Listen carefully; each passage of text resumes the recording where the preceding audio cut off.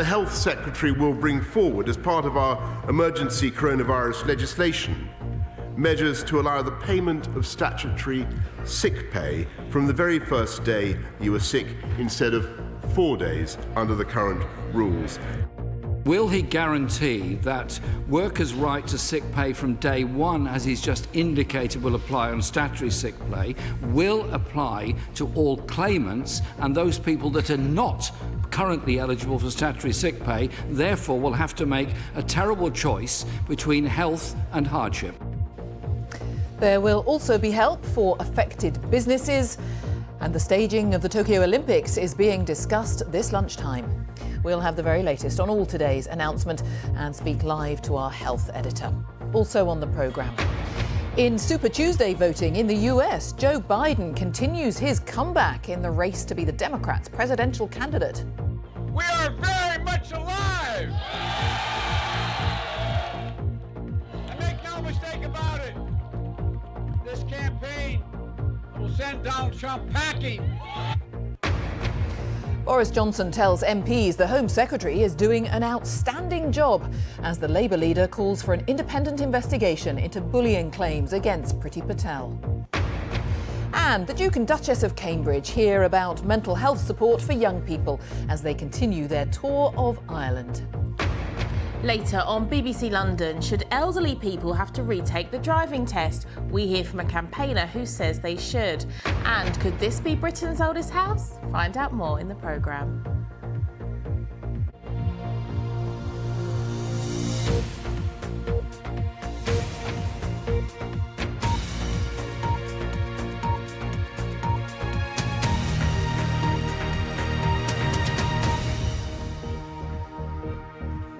Good afternoon. Welcome to the BBC News at 1.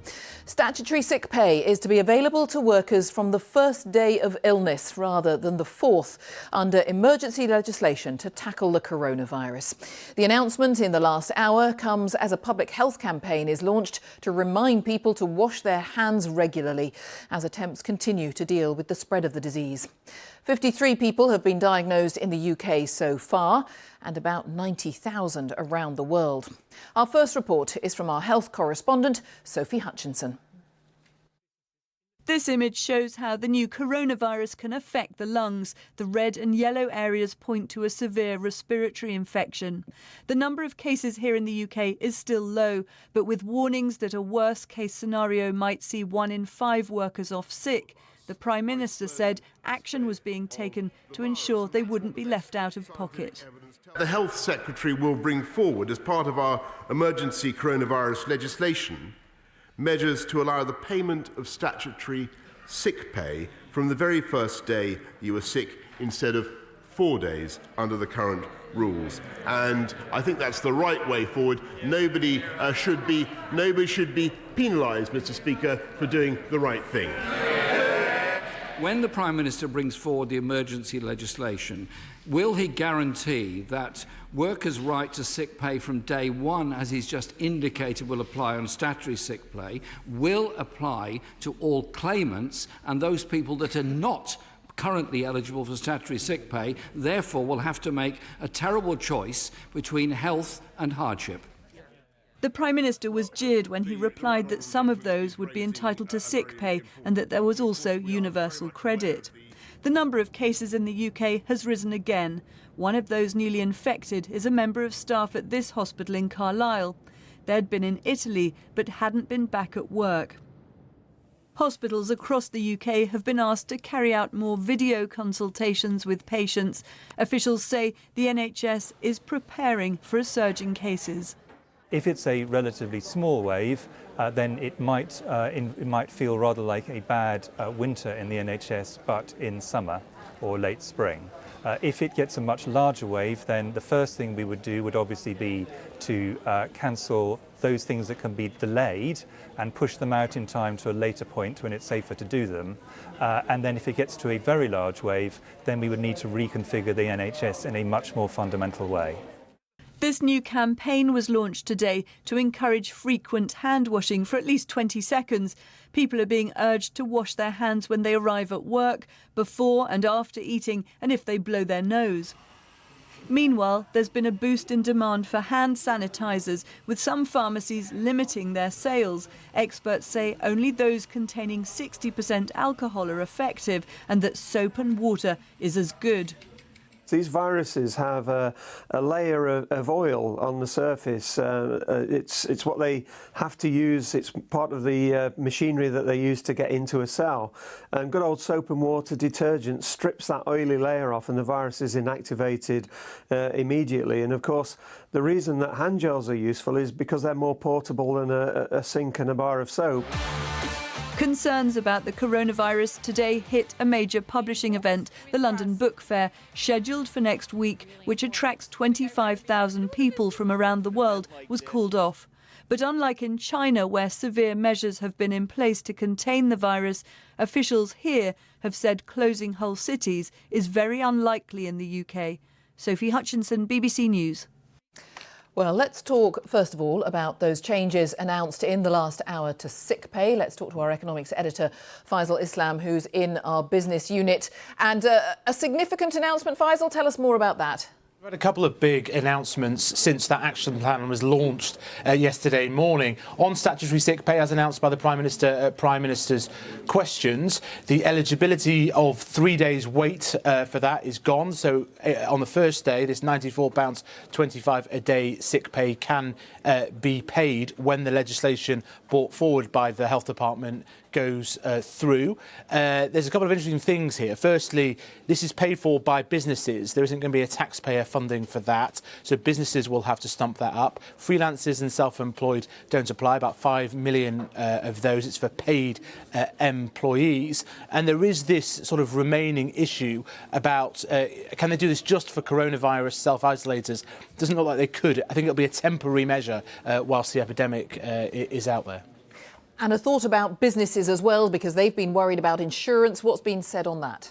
Yes, we were approached by many businesses and groups who have expressed their concern to government that they can't claim for losses because the government in England and Wales, but not in Scotland and Northern Ireland, have yet to say that this disease is a notifiable disease, a formal legal move by the government. And so their insurance claims to cover losses weren't covered. The government has now told us that it is or is about to clarify that COVID-19, that coronavirus, is a notifiable disease. So at least some of these insurance policies should cover their losses. So two significant moves today after the action plan yesterday.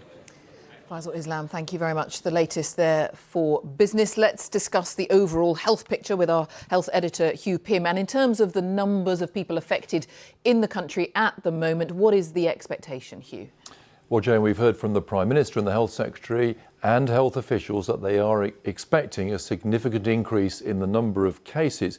There was an interesting interview today. We heard a bit of it there with Professor Chris Whitty, the UK government's chief medical advisor, and he made it clear that UK onward transmission was basically now happening. What that means is, up until relatively recently, all the cases involve people who've just come back from one of the worst affected countries. Now there is onward transmission, he thinks, and he used the word essentially epidemic now in the UK, which implies quite a big jump in the number of cases. I think that's what he's hinting at in the days ahead, that we should expect quite a lot more cases. Now, this is entirely consistent with everything that's been said up until now and all the plans we've heard about, long-term possible plans involving school closures and so on. Interestingly, though, the UK case load, we don't know what it will be over the next few days, but compared with Italy, which is into the thousands, France quite a lot more into the hundreds, this is where other European countries are right now. So I think the answer is expect more, and this is essentially now, according to the Chief Medical Advisor, an epidemic in the UK. All right, Hugh, thank you for now. Hugh Pym, our health editor. Well, large sporting events are under scrutiny. Some have already been cancelled or postponed, and attention is now particularly focused on the Olympics. Let's talk to our sports editor, Dan Rowan, who's at IOC headquarters in Lausanne. What's being said there, Dan? Well, later on today, we will hear from Thomas Bach, the president of the IOC, the most powerful man in all of sport, who for the first time will hold a press conference and take actual questions about their handling of this crisis. You'll remember that yesterday he gave a brief statement where he expressed his confidence that Tokyo 2020 would go ahead as planned, but we had no opportunity to ask him whether or not he had any kind of plan B, whether they were working on any kind of contingency, because one would assume that they must be, or indeed how late any kind of decision to delay or postpone could be made. Yesterday, Japan's Olympics minister told the country's parliament that as part of the contract Tokyo has with the IOC, it is possible to delay the games until later on this year. But in Tokyo earlier on today, the message has been very much one of business as usual. The president of the Tokyo 2020 local organising committee saying that everything is proceeding as planned. When asked whether or not there could be a decision at a later stage, he simply said, "I'm not God, I don't know." And I think that does give you a sense of how the scale of these games are such, with billions of pounds having been spent, thousands of athletes involved, huge broadcasting sponsorship deals, that the idea of cancelling at this late stage is almost too much for the organisers to contemplate. So I think, as it stands, they're getting on as they hope to expect. All right, Dan, thank you for now. Dan Rowan there, our sports editor. Well, Hugh Pinn was referencing the number of cases, of course, in Italy. And just in the last few minutes, the Italian government has announced that all schools and universities are to close in an attempt to contain the virus. Let's talk to Bethany Bell in Milan. What exactly is the government saying, Bethany? Well, the government has said that schools and universities across the country will be closed until the middle of March. Now, schools and universities in some areas of northern Italy had already closed because of attempts to try and contain the spread of the coronavirus. The government has now said that that will be across the whole of the country. And this follows a day where Italy announced that 79 people have now been confirmed to have been killed by the coronavirus. That was a jump of 27 deaths in 24 hours. The number of total confirmed cases here in Italy now over 2,500, and the government saying it's going to do everything it can to try and stop the spread even more. It's issued advice to people saying that they should keep their distance, that elderly people should stay at home if they possibly can, and that big events like big public events, sports events, should be cancelled for the moment to try and stop the spread of the contagion. And of course, this is making very, very big concerns for people here in Italy about their effect on the economy. Bethany Bell in Milan, thank you. Well, India is one of the world's largest suppliers of generic drugs such as paracetamol, and the government there has put some curbs on exports because they're worried about possible shortages. Let's find out more from Richard Galpin. He joins me from Delhi. How much more is the government saying, Richard?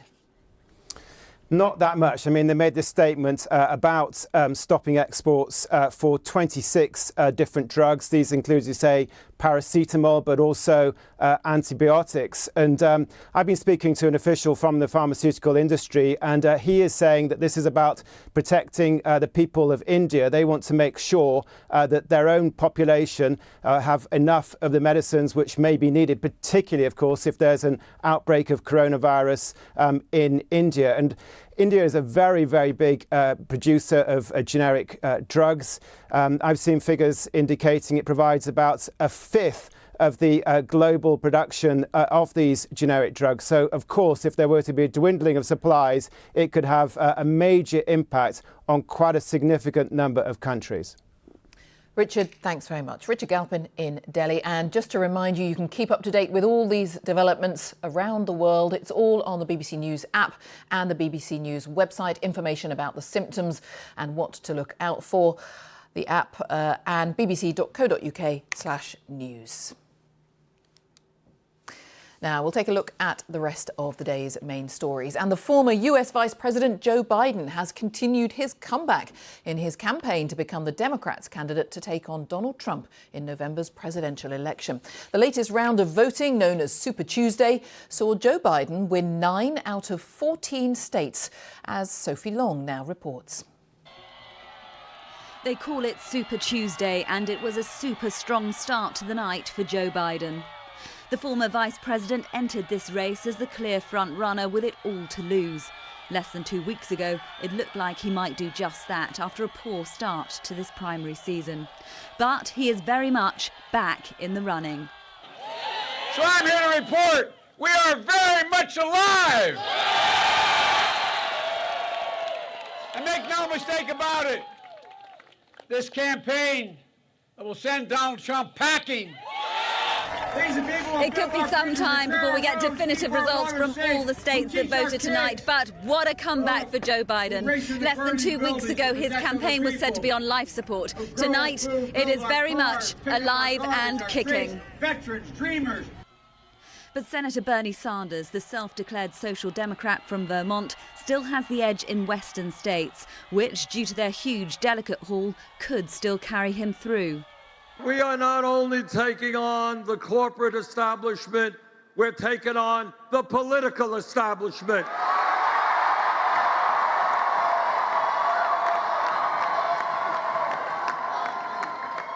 But we're going to win because the people understand it is our campaign, our movement, which is best positioned to defeat Trump.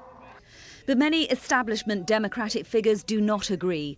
They feel Joe Biden has more hope of beating President Trump at the polls in November than the revolution Bernie Sanders is promising. After the former vice president's resounding win in South Carolina, fellow moderates threw in the towel and threw their support behind him. Even billionaire Mike Bloomberg's cash cannon couldn't land the blows some thought it would. The former New York mayor is reported to have spent more than $500 million on his campaign.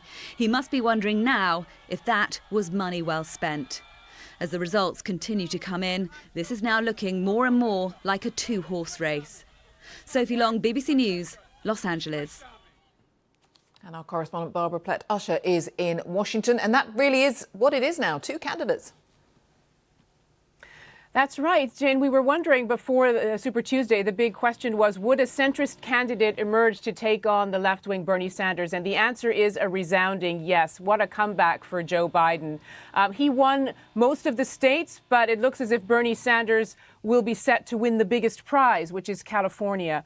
So yes, a two-man race, two white men in their 70s, I should say, and also representing different ideological wings of the party, so very competitive. Now the pace of the race is going to pick up. 60% more voting still to be done in states that are important for the general election, states like Florida, Georgia, Arizona, that will really test the mettle of the two men. It's not clear whether either of them can get a majority at this point. It may take them all the way up to the July convention and might not even have a majority then.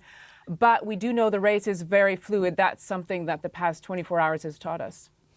Barbara Plett-Usher, thank you. Here, the Prime Minister has strongly defended the Home Secretary Priti Patel in the face of bullying allegations which she denies. Norman Smith has more on that at Westminster. Bring us up to date, Norman. Well, Jen, Priti Patel is very far from home and dry, but her position this lunchtime looks a good deal stronger than it was first thing this morning when we had a third set of bullying allegations being made against her, and Tory MPs were watching the Prime Minister nervously to see if he was perhaps getting cold feet, might seek to distance himself from the Home Secretary. Not a bit of it. This lunchtime we have seen Mr. Johnson, metaphorically speaking, put his arm around Priti Patel and pretty much say to her, "You are going nowhere." And as if to underline the point, where was Ms. Patel in the chamber? Well, she was plonked on the front bench right next to Mr. Johnson to underline the closeness of prime ministerial support. Have a listen to the Prime Minister's words. The Home Secretary is doing an outstanding job, delivering change, putting police out on the streets, cutting crime, and delivering a new immigration system, and I'm sticking by her. But, and it's a very big but, it is very far from over. First, there will probably be an employment tribunal, which all these bullying allegations may spill out into the public domain. The Prime Minister now risks the charge of preempting the separate inquiry by the Cabinet Secretary, in effect declaring Priti Patel innocent before the case is even heard. And in the last few minutes, we've heard from Jeremy Corbyn's team, who say they have received fresh allegations from civil servants, including in the Home Office, about Priti Patel and bullying. It ain't over yet. Norman Smith, thank you. The time is 1:20. Our top story this lunchtime. Changing the rules to deal with coronavirus, workers will receive statutory sick pay from the first day off work under emergency legislation.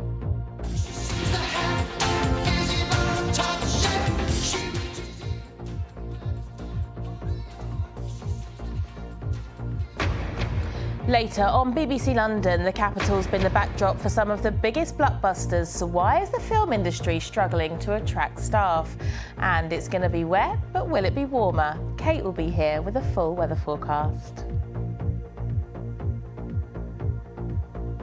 Toehold in Europe. But now, thousands of people have found themselves, in effect, prisoners on a small island.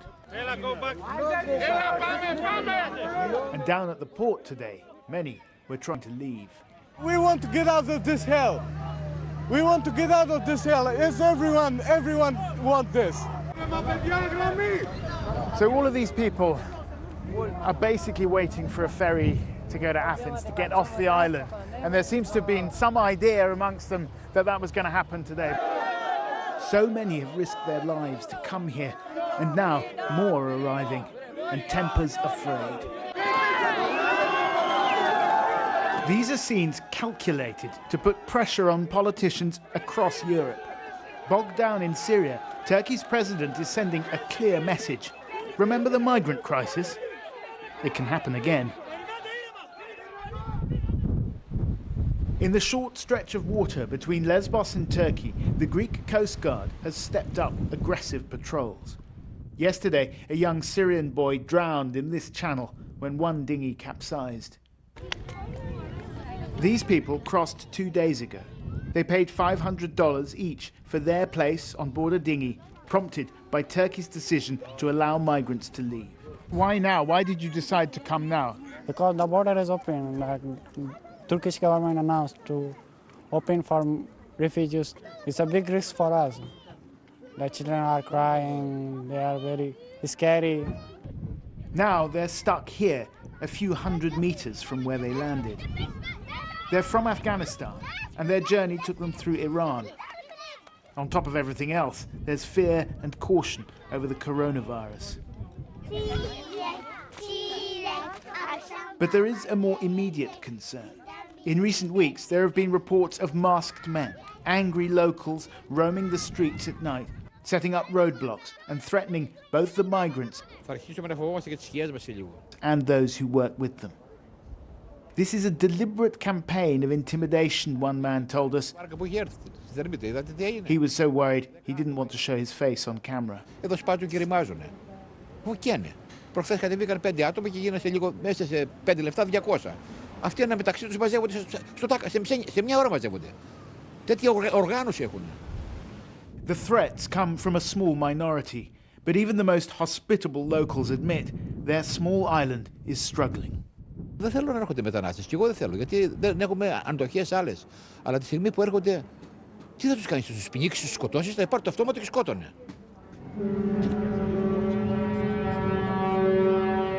The EU today called Greece a shield in deterring migrants. Lesbos has borne much of that burden. There are currently 22,000 refugees and migrants here. More will surely arrive in the coming days. But when the ferry left for Athens this evening, it left without them.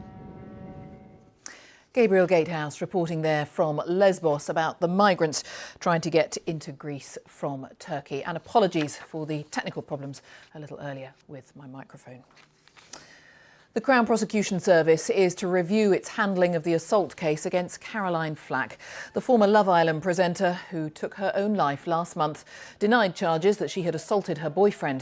The CPS has faced criticism that it pursued a show trial against her. It is understood that the outcome of the investigation won't be made public. The Duke and Duchess of Cambridge are on the second day of their visit to Ireland. They're in Dublin, where they've been visiting a centre that supports the mental health of young people. Our royal correspondent, Johnny Diamond, is there. the Duke and Duchess have come to the centre of Dublin, to the Temple Bar district, to an organisation that embraces two of their key interests, youth and mental health. And this is the shift from day one, which is the ceremonial, the big meetings, the memorials, and that finished with a pint of the black stuff up at the top of the Guinness Brewery in Dublin, to day two, smaller organisations that are aligned with their personal interests. So here it's mental health and youth, then it's off to a social justice charity. After that, they'll talk about sustainable agriculture at a technology institute. And so they go from group to group, sprinkling a bit of goodwill, a little bit of stardust, and building friendship and relations between Britain and Ireland. Johnny Diamond in Dublin. England's women's T20 cricket team is nervously looking skywards in advance of their World Cup semi-final tomorrow against India. Heavy rain is forecast, and if the match is cancelled, India will go to the final because they are currently top of the group. Joe Curry has more. Watch it! Hits or miss? England are targeting a place in the World Cup final. They've been there 4 times before, and that's the kind of record to put players at ease. But first, they'll have to beat India and the weather. With the remnants of Tropical Storm Esther pressing over the city, the semi-finals could be rained off, meaning group winners India and South Africa automatically go through to the final, whereas defending champions Australia and England would be out. It's very, very frustrating because you don't know when you need to turn up to the ground. The girls will be prepared to play, but it's always a weird situation because you turn up and then it rains. You always switch off as a player, and it's then quite hard to switch back on. Equally, the England girls will be frustrated because they know if they finished top of the group and they had played their best cricket and the rain was about, they'd have been fine going straight through to the final. For now, England can only control the controllables, and that means preparing for India, the only team to have won all their matches in the tournament so far. We obviously beat them in the semi-final last World Cup, where we played their spinners brilliantly, and they've obviously got a few world-class batters as well, a few dangerous players that can take the game away from you. But we had some success against them in the tri-series, and we'll have our plans in place for them, obviously, to try and keep them quiet if we can. The winners travel from Sydney to Melbourne for the final on March the 8th, fittingly International Women's Day. But who makes that journey could depend on the cricket or the weather. Joe Curry, BBC News, Sydney. Now, the rock band Genesis are reuniting. They've announced their first tour for 13 years. They did so on Zoe Ball's show on Radio 2 this morning. The band members Phil Collins, Mike Rutherford and Tony Banks, who are all 69, will be joined by Collins' 18-year-old son on the drums. David Silito.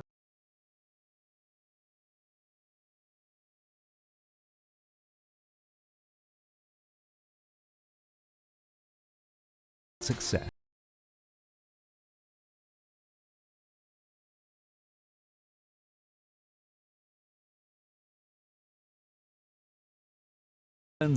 Highly unlikely.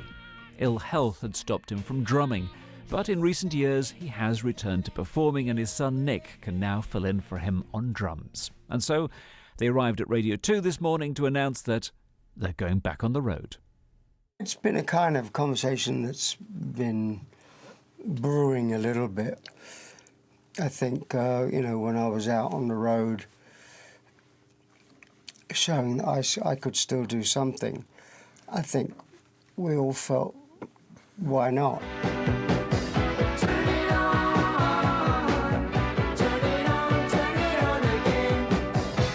It sounds a bit of a lame reason just to say why not, but we kind of enjoy.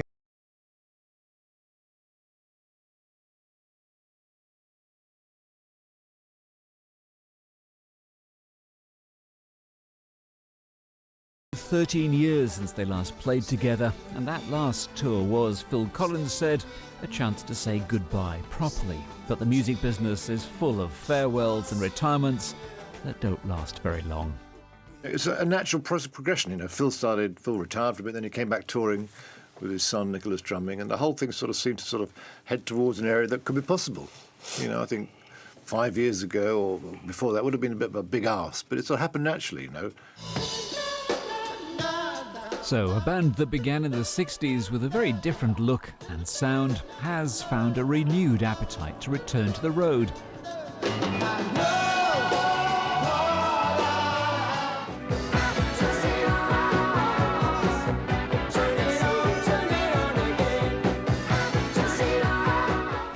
50 years of hit records. David Solito, BBC News. Now, at least 25 people have died after tornadoes tore through the US state of Tennessee. There it is! Go! Inside! Now! Now! Get inside, folks! The storm hit after midnight and moved so quickly that many people didn't have time to take shelter. In Nashville, the state's biggest city, the tornadoes caused widespread damage to homes and other buildings. And let's turn our attentions to the weather. Darren Bett is here. Hello.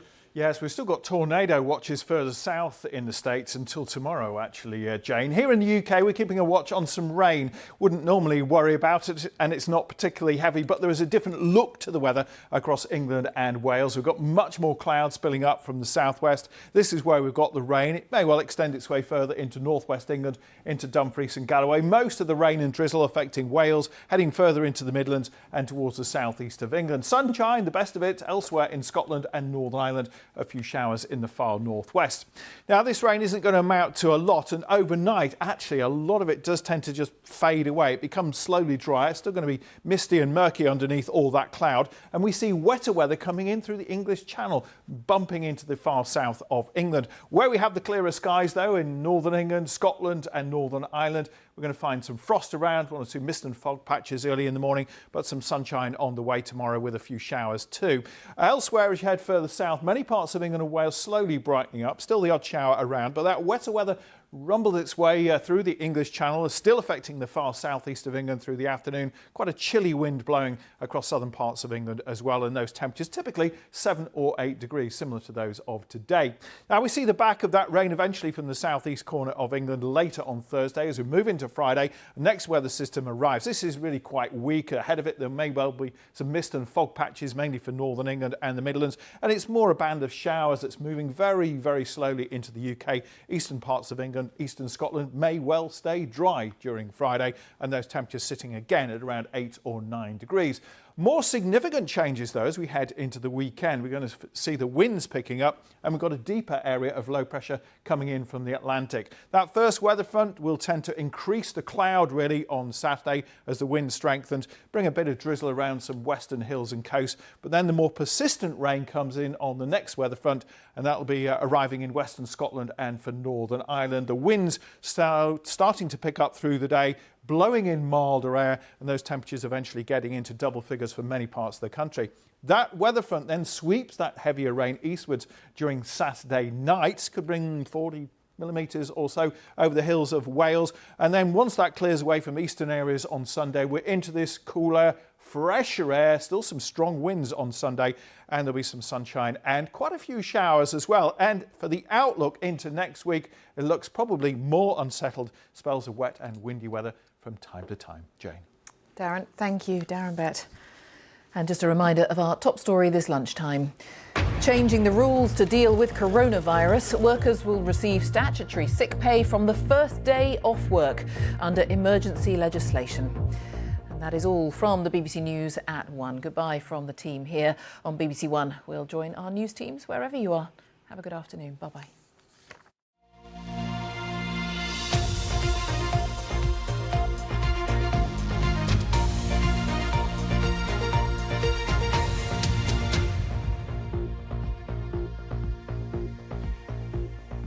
Welcome to BBC London, I'm Tara Welsh.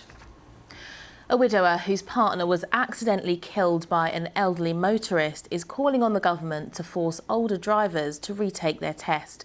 Jeanette Newman died after a man reversed into her in a car park in Ruislip. There's no evidence that older drivers are less safe, but Andrew Roberts wants the test overhauled. Victoria Cook.